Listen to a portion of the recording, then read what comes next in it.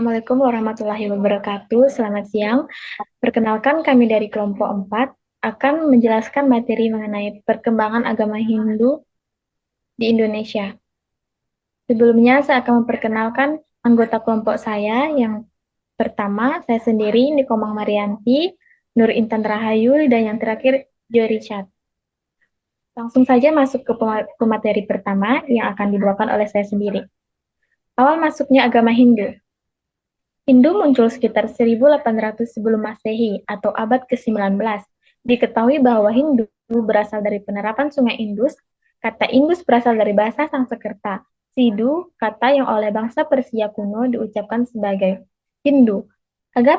Agama Hindu merupakan agama ketiga terbesar di dunia setelah Kristen dan Islam, dengan jumlah umat sebanyak hampir 1 miliar jiwa. Penganut agama ini sebagian besar terdapat di anak benua Hindia, yang terdapat sekitar 90% penganut agama Hindu. Antara tahun 2000 dan 1000 sebelum Masehi, dari sebelah utara masuk ke India suku Arya yang memisahkan dirinya dari kaum bangsanya di Irian. Mereka memasuki India melewati jurang-jurang di pegunungan Hindu Kush. Setelah datang ke India, mereka menetap di sekitar lembah sungai Gangga yang dihuni oleh penduduk asli. Suku-suku pribumi, yakni suku Dravida, tidak tunduk begitu saja kepada pendatang dan memilih untuk pindah ke sungai selat anak benua India. Dan sewaktu suku Arya semakin berkembang dan memencar menyusuri sungai Gangga dan sungai Indus dan memasuki daerah sepanjang pesisir selatan India, maka suku-suku Dravida itu menyingkir ke daerah pedalaman, memasuki dataran tinggi Vendia dan dataran tinggi Andara. Akibat dari pembaruan tersebut, terjadilah peleburan dua kebudayaan berbeda, yang kemudian melahirkan kebudayaan Hindu yang nantinya melahirkan agama Hindu. Agama Hindu dibentuk atau dipengaruhi oleh kedua unsur kebudayaan yang mulainya banyak ditemukan perbedaan, tetapi lama-kelamaan dapat melumur menjadi satu. Johannik menyimpulkan agama Hindu adalah orang India dan juga seluruh kebudayaan yang bersangkutan dengan itu. Saya persilahkan pemateri kedua untuk memaparkan materinya. Saya persilahkan Joy Richard untuk menjelaskan. Baik, terima kasih atas kesempatannya. Di sini saya akan memaparkan materi tentang kerajaan-kerajaan Hindu awal di Indonesia. Yang pertama adalah Kerajaan Kutai. Letak geografis Kerajaan Kutai terletak di Muara Kaman, Kalimantan Timur, tempatnya di hulu Sungai Mahakam. Kerajaan ini menganut aliran Siwa, sumber utama yaitu 7 buah prasasti Yupa, menjadi bukti eksistensi Kutai. Prasasti tersebut ditulis dengan huruf Palawa dan bahasa Sanskerta. Raja Kundunga sebagai pendiri digantikan oleh putranya Aswawarman dan dilanjutkan oleh cucunya Mulawarman. Yang kedua adalah Kerajaan Tarumanegara. Kerajaan ini terletak di wilayah Bekasi, Jawa Barat. Kerajaan ini menganut Hindu aliran Wisnu.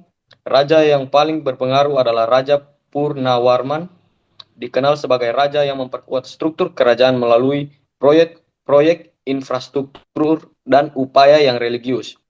Prasasti dari Tarumanegara ini seperti yang pertama adalah kebun kopi, yang kedua Tugu, yang ketiga adalah Cidang Hiang, yang keempat Ciareteun, yang kelima adalah Pasir Awi. Yang ketiga adalah Kerajaan Majapahit.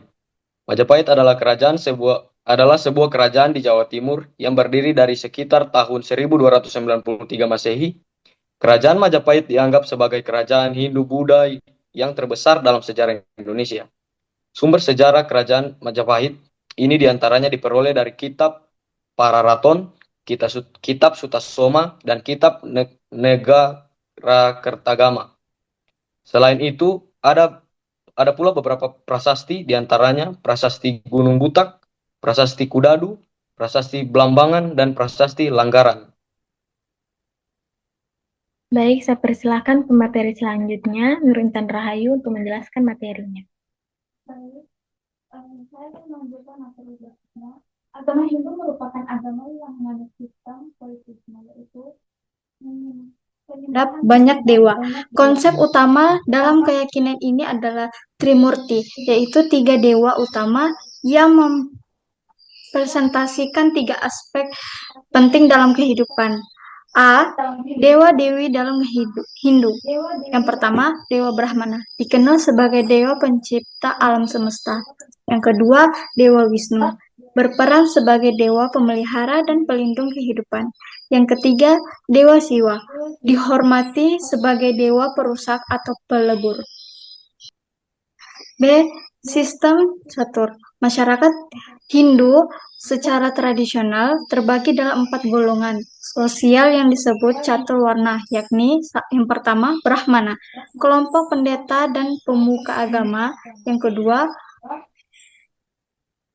Ksatria, golongan penguasa, raja, bangsawan, dan prajurit. Yang ketiga Waisya, golongan pedagang, peternak, dan pengusaha. Yang keempat Sudra, golongan pekerja kasar, petani, dan buruh kecil. Bagian C, tempat suci dan simbol kesucian. Benares dianggap tempat suci karena dipercaya sebagai tempat bersemayam Dewa Siwa. Sungai Gangga dipuja karena airnya dipercaya mampu menyucikan dosa dan menjadi sarana menuju moksa. Pembebasan roh, Aikan oleh Jayaksunu. Baik, yang selanjutnya saya akan menjelaskannya. Peninggalan arsitektur dan seni Hindu. Agama Hindu memiliki peninggalan-peninggalan yang masih bisa dilestarikan sampai sekarang ini. Salah satunya adalah Candi Prambanan, seni patung dan relief, dan seni tari dan pertunjukan. Selanjutnya akan dijelaskan oleh pemateri kedua, Joy Richard. Saya persilahkan. Baik, terima kasih. Di sini saya akan memaparkan materi tentang Hindu dalam bidang sastra, filsafat, dan hukum. Yang pertama adalah sastra. Pengaruh Hindu sangat nyata dalam perkembangan sastra kuno di Indonesia. Contohnya Kekawin, puisi epik yang memiliki makna tertentu dan serat. Yang kedua adalah sistem kepercayaan dan filsafat. Ajaran agama Hindu membawa filosofi yang membentuk cara pandang masyarakat Indonesia terhadap kehidupan dan moralitas, khususnya melalui 3 konsep utama, yaitu Dharma, Karma, dan reinkarnasi. Poin yang ketiga yaitu hukum Hindu dalam kehidupan masyarakat. Hukum Hindu dibangun atas 2 prinsip utama, yaitu Reta, hukum alam universal yang bersifat kekal. Yang pertama, hukum alam universal yang bersifat kekal. Yang kedua, Dharma, penjabaran rata dalam bentuk aturan sosial untuk menciptakan keadilan dalam masyarakat. Materi selanjutnya akan dijelaskan oleh Nur Intan Rahayu. Nur Intan Rahayu, saya persilahkan. Baik, saya akan melanjutkan materi selanjutnya, yaitu fokus pelestarian budaya Hindu di Indonesia. Upaya untuk memelihara dan melestarikan peninggalan cagar budaya antara lain, yang pertama, memelihara peninggalan sejarah dengan baik. Yang kedua, melestarikan benda-benda peninggalan sejarah agar tidak rusak. Yang ketiga, mengemas peninggalan sejarah yang menjadi ikon peristiwa dengan tidak merusak peninggalan tersebut.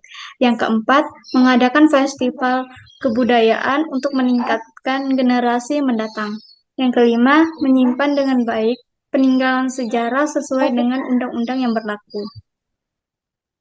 Baik, masuk ke bagian kesimpulan. Saya akan menjelaskan sedikit mengenai kesimpulan dari materi yang telah kami presentasikan. Perkembangan agama Hindu di Indonesia merupakan hasil dari interaksi panjang antara India dan Nusantara sejak awal abad Masehi yang dibawa melalui jalur perdagangan, politik, dan agama. Agama ini berkembang pesat setelah diadopsi oleh para penguasa lokal, tercermin dalam berdirinya kerajaan-kerajaan Hindu seperti Kutai, Tarumanegara, dan Majapahit. Hindu memberikan pengaruh besar dalam sistem sosial, budaya, seni, hukum, dan arsitektur. Hingga kini, jejaknya masih terlihat, terutama di Bali. Pelestarian warisan budaya Hindu yang menjadi tanggung jawab bersama agar nilai-nilai sejarah tetap lestari. Sekian presentasi dari kelompok kami, kurang dan lebihnya mohon dimaafkan. Terima kasih.